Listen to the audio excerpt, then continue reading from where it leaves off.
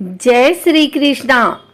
आज गुरुवार के दिन आइए सुनते हैं भगवान विष्णु और माँ लक्ष्मी की यह कथा।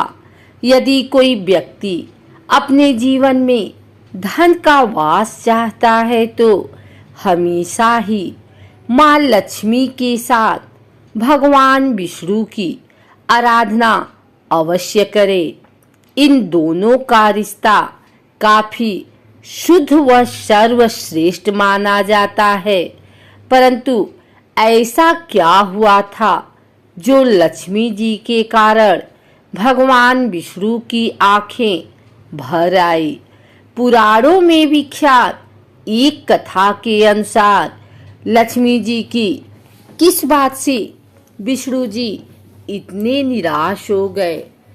पुराणों में लिखी एक कथा के अनुसार एक बार भगवान विष्णु जी शेषनाग पर बैठे बैठे उदास हो गए और उन्होंने धरती पर जाने का विचार बनाया। धरती पर जाने का मन बनाते ही विष्णु जी जाने की तैयारियों में लग गए।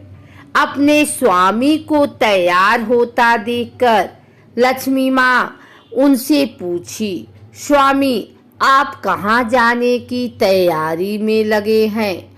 जिसके उत्तर में विष्णु जी ने कहा, हे लक्ष्मी मैं धरती लोक पर घूमने जा रहा हूँ। यह सुन माँ लक्ष्मी जी का भी धरती पर जाने का मन हुआ और उन्होंने श्रीहरि से इसकी आज्ञा मांगी। माँ लक्ष्मी द्वारा प्रार्थना करने पर भगवान विष्णु बोले, तुम मेरे साथ चल सकती हो, लेकिन एक शर्त पर। तुम धरती पर पहुंचकर उत्तर दिशा की ओर बिल्कुल मत देखना, तभी मैं तुम्हें अपने साथ लेकर जाऊंगा। यह सुनते ही माता लक्ष्मी ने हाँ कह दिया और विष्णु जी के साथ धरती लोक जाने के लिए तैयार हो गई। माँ लक्ष्मी और भगवान विष्णु सुबह सुबह धरती पर पहुंच गए। जब वे पहुंचे तब अभी सूर्य देवता उदय हुए ही थे। रात्रि में बरसात हुई थी, जिस कारण चारों ओर हरियाली ही हरियाली थी। धरती बेहद सुंदर दिख रही थी, जिसके फलस्वरूप माँ लक्ष्मी मंत्र मुग्ध होकर धरती के चारों ओर देख रही थी और भूल गई कि पति को क्या वचन देकर आई हैं। अपनी नजर घुमाते हुए उन्होंने कब उत्तर दिशा की ओर देखा, उन्हें पता ही नहीं चला। मन ही मन में मुग्ध हुई माँ लक्ष्मी जी ने जब उत्तर दिशा की ओर देखा तो उन्हें एक सुंदर बगीचा नजर आया। उस ओर से भीनी भीनी खुशबू आ रही थी। बगीचे में बहुत ही सुंदर सुंदर फूल खिले थे। फूलों को देखते ही माँ लक्ष्मी बिना सोचे समझे उस खेत में चली गई और एक सुंदर सा फूल तोड़ लाई। फूल तोड़ने के पश्चात जैसे ही माँ लक्ष्मी भगवान विष्णु के पास वापस लौट कर आई तो भगवान विष्णु की आंखों में आंसू थे।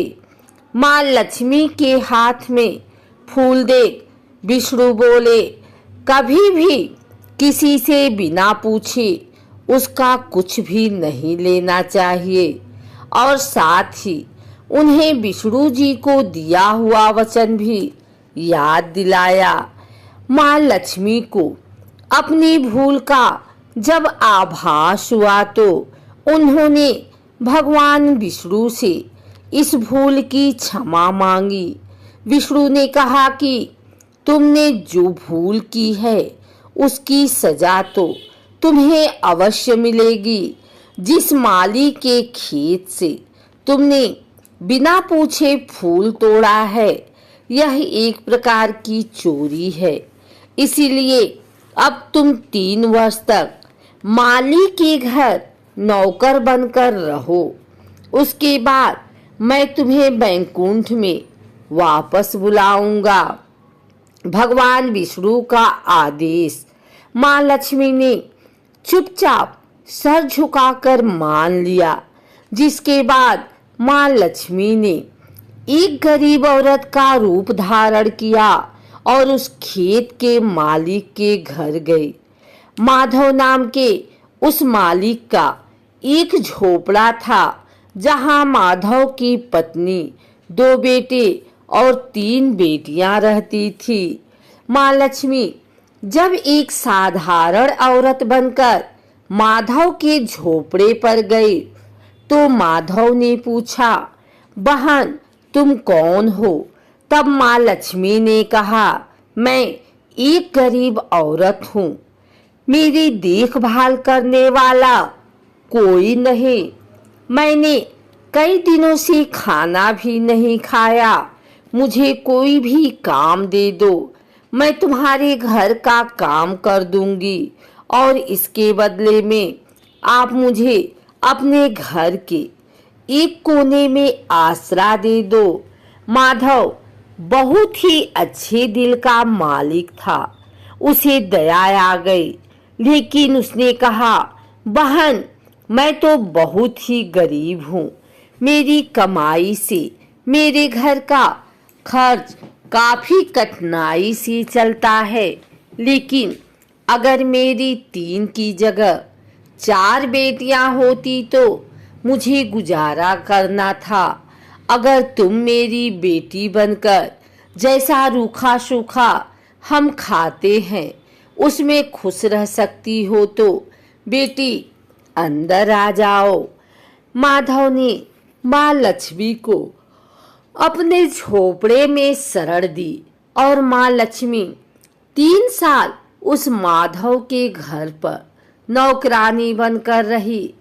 कथा के अनुसार कहा जाता है कि जिस दिन माँ लक्ष्मी माधव के घर आई थी, उसके दूसरे दिन ही माधव को फूलों से इतनी आमदनी हुई कि शाम को उसने एक गाय खरीद ली। फिर धीरे धीरे माधव ने जमीन खरीद ली और सबने अच्छे अच्छे कपड़े भी बनवा लिए। कुछ समय बाद माधव ने एक बड़ा पक्का घर भी बनवा लिया। माधव हमेशा सोचता था कि मुझे यह सब इस महिला के आने के बाद मिला है। इस बेटी के रूप में मेरी किस्मत आ गई है। एक दिन माधव जब अपने खेतों से काम खत्म करके घर आया तो उसने अपने घर के द्वार पर गहनों से लदी एक देवी स्वरूप औरत को देखा। जब निकट गया तो उसे आभास हुआ कि यह तो मेरी मुंह बोली चौथी बेटी यानी वही औरत है। कुछ समय के बाद वह समझ गया कि यह देवी कोई और नहीं बल्कि स्वयं माँ लक्ष्मी है। यह जानकर माधव बोला, हे माँ हमें क्षमा करें, हमने आपसे अनजाने में ही घर और खेत में काम करवाया।